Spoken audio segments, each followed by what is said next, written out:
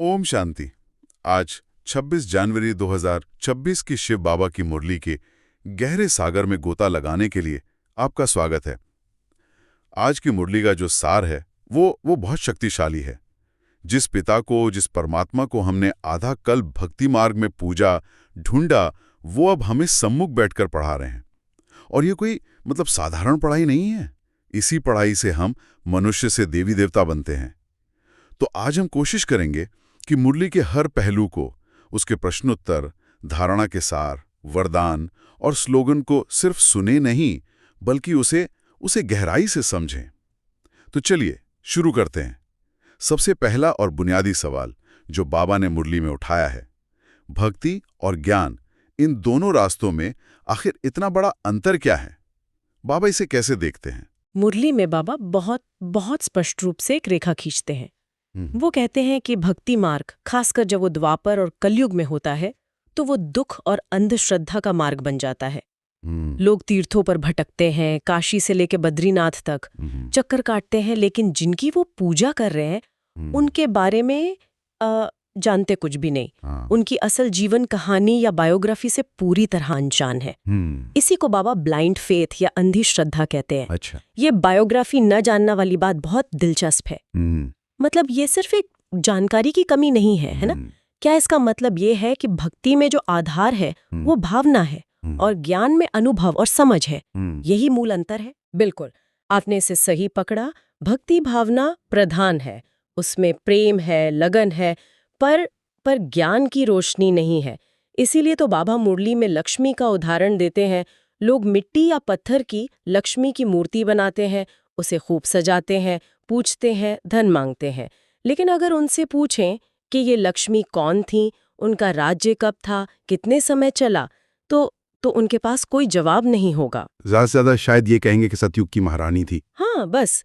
लेकिन सतयुग कब था, कैसे था, वो खुद लक्ष्मी कैसे बनी, ये ज्ञान नहीं है। और यहीं पर ज्ञान मार्ग तस्वीर में आता है। जी। बाबा कहते हैं कि जब दुख बढ़ जाता है, जब दुनिया पतित हो जाती है, तब बच्चे पुकारते हैं, हे पतित पावन आओ। हाँ, और बाबा समझाते हैं कि वो ज्ञान सुख का आधार है। भक्ति में भले ही थोड़ी देर की शांति मिले, लेकिन अंत में दुख है, क्योंकि प्राप्ति नहीं है, ज्ञान से प्राप्ति होती है। इसलिए वो सच्चा सुख देता है। बाबा ड्रामा के प्लान अनुसार संगम युग पर आते ही तब है जब भक्ति अपने अंतिम चरण में होती है और दुनिया को पावन बनाने की जरूरत पड़ती है। अच्छा, इसी सुख के वर्षे से जुड़ी मुरली में एक बहुत ही आकर्षक बात है। एक प्रश्न है, योग बल की लिफ्ट की कमाल क्या है? ये लिफ्ट का कंसेप्ट सुनने में ही बहुत शक्तिशाली लगता है। इसका जवाब तो मुरली के सबसे गहरे रहस्यों में से एक है। बाबा एक अद्भुत तुलना करते हैं।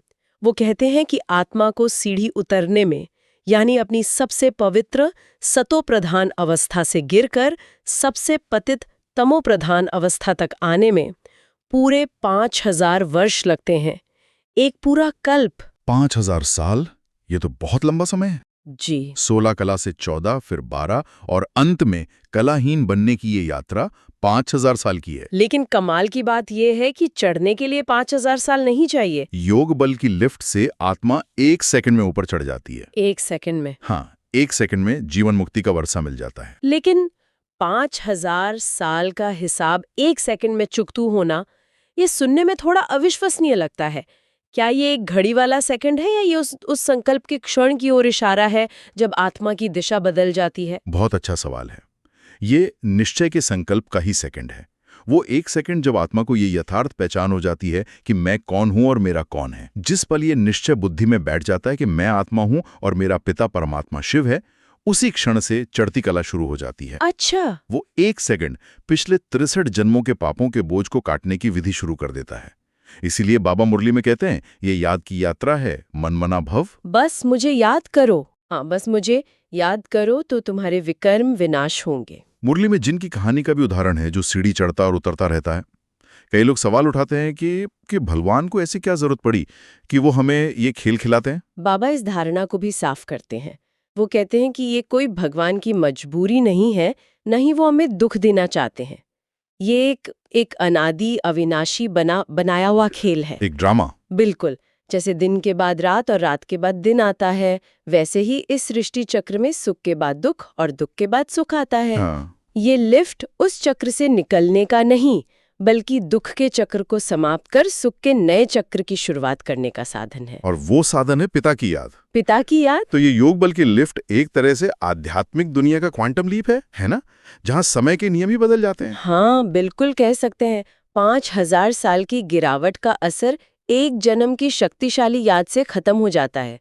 ये तो इस संगम युग के समय की महिमा को दिखाता है। बाबा कहते ही हैं कि ये अंतिम जन्म हीरे जैसा है। जी, इसी एक जन्म में हमें तमो प्रधान से सतो प्रधान बनना है, और ये संभव सिर्फ और सिर्फ बाबा की याद की लिफ्ट से ही है। तो ये लिफ्ट हमें ऊपर तो ले जाती है, पर उस ऊंची स्थिति में, उस सतो प्रधान अवस्था में बने रहने के लिए क्या करना होगा?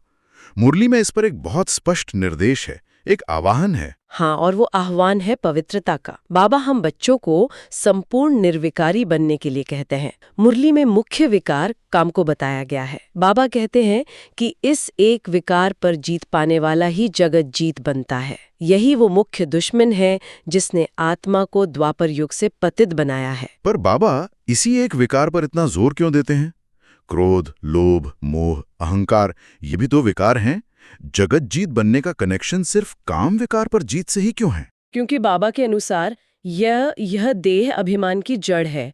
यही वो विकार है जो आत्मा को अपनी आत्मिक स्वरूप से गिराकर देह के भान में ले आता है, और बाकी सारे विकार वो इसी की संतान के रूप में पैदा होते हैं। अच्छा। सतयुग में आत्माएं देही अभिमानी होती हैं, इसलिए वहां कोई विकार नहीं होता। वो वाइसलेस दुनिया है। और कलयुग विकारी दुनिया है। जी, इसलिए नई दुनिया सतयुग की स्थापना के लिए इस मुख्य विकार पर जीत पाना अनिवार्य है। बाबा कहते हैं, बच्चों 63 जन्म इस कीचड़ में फंसे रहें, अब यह अंतिम जन्म तो पवित्र बनो। और मुरली में इस रास्ते की चुनौतियों का भी जिक्र है। ये कोई आसान रास्ता तो नहीं है। बाबा बताते हैं कि जब अबलाएं यानी स्त्रियां पवित्रता का ये मार्ग चुनती हैं तो उन पर कैसे कैसे अत्याचार होते हैं। जी, बाबा ने बहुत स्पष्ट शब्दों में कहा है, जब वो पवित्र रहने का निश्चय करती हैं तो घर वाले मारते हैं, घर से निकाल देते हैं, यहाँ तक कि आग लगा देते हैं। ये दिखाता है कि ये संघर्ष कितना तीव्र है। ये केवल एक व्यक्तिगत धारणा नहीं है, ये पूरी दुनिया की पतित सोच के खिलाफ एक लड़ाई है। ये एक बहुत ही गंभीर बात है।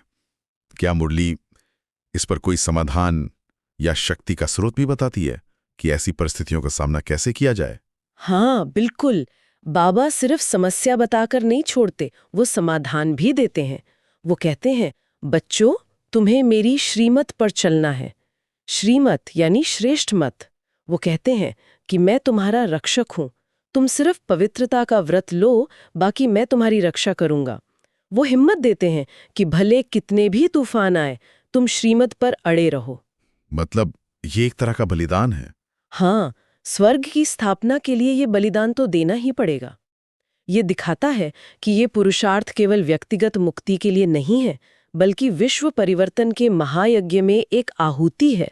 यह पवित्रता की बात और जगतजीत बनने का लक्ष्य तो बहुत ऊंचा है, पर सवाल ये उठता है कि इसे अपनी रोजमर्रा की जिंदगी में कैसे उतारें।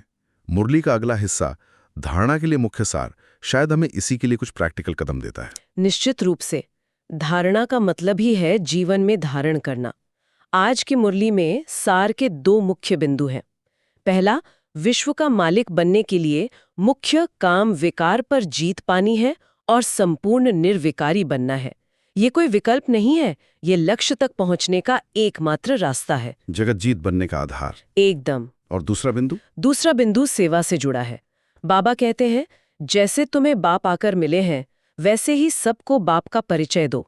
जो सच्चा रास्ता, सच्ची मंजिल तुम्हें मिली है, वो दूसरों को भी दिखाओ। ये एक तरह से जिम्मेदारी है। मतलब जो खजाना हमें मिला है उसे सिर्फ अपने तक नहीं रखना। नहीं, उसे सबको बांटना है। सच्ची यात्रा अर्थात आत्मा की परमात्मा तक की याद की यात्रा दूसरों को भी सिखलानी है। तो एक तरफ अपनी अवस्था बनानी है, निर्विकारी बनना है, और दूसरी तरफ वही ज्ञान दूसरों को देकर उनकी भी मदद करनी है। स्व उन्नति और विश्व सेवा दोनों साथ साथ। जी, यही ब्रह्मा कुमारीज का मूल सिद्धांत है।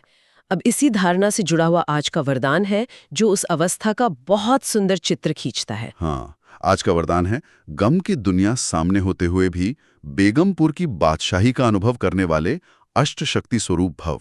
ये कितनी सुंदर स्थिति है। दुनिया में चारों तरफ गम है, दुख है, अशांति है, लेकिन भीतर बेगमपुर यानी बिना गम की दुनिया की बादशाही का नशा हो। इस वरदान में एक बहुत गहरी चेतावनी भी छुपी है। अच्छा। हाँ, बाबा समझाते हैं कि ये बेगमपुर की बादशाही का नशा और खुशी बहुत नाजुक है। ये किसी भी संग दोष से यानी गलत संगत से या अपने किसी भी कर्मेंद्रिय के वश होने से खो सकती है।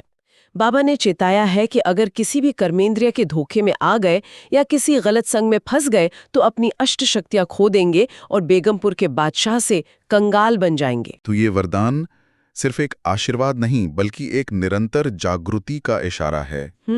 एक अलर्टनेस चाहिए। जी, हमें अपनी शक्तियों को, सहन शक्ति, सामना करने की शक्ति जैसी अष्ट शक्तियों को सदा अपने साथ रखना होगा। बिल्कुल।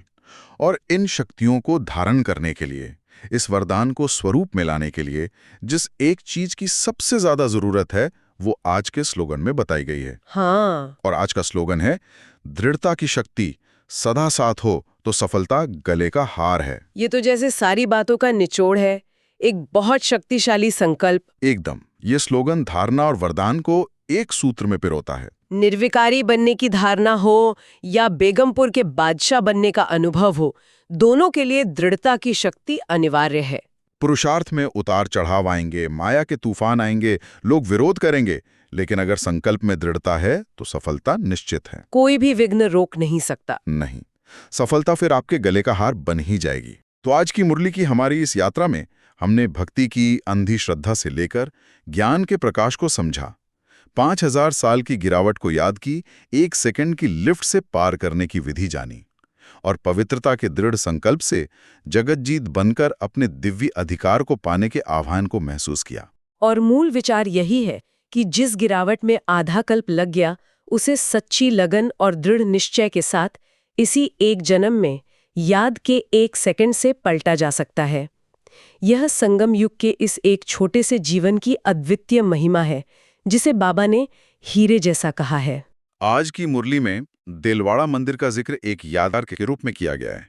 बाबा कहते हैं कि ये मंदिर तुम्हारे ही यादगार हैं, लेकिन जब तुम बच्चे चैतन्य में वह देवी देवता स्वरूप बन जाओगे तो इन जड़ यादगारों की, इन मंदिरों की पूजा खत्म हो जाएगी। यह एक विचार छोड़ जाता है, हमारे वर्तमान पुरुषार्थ और दुनिया में मौजूद इन भौतिक स्मारकों के बीच आखिर क्या संबंध है?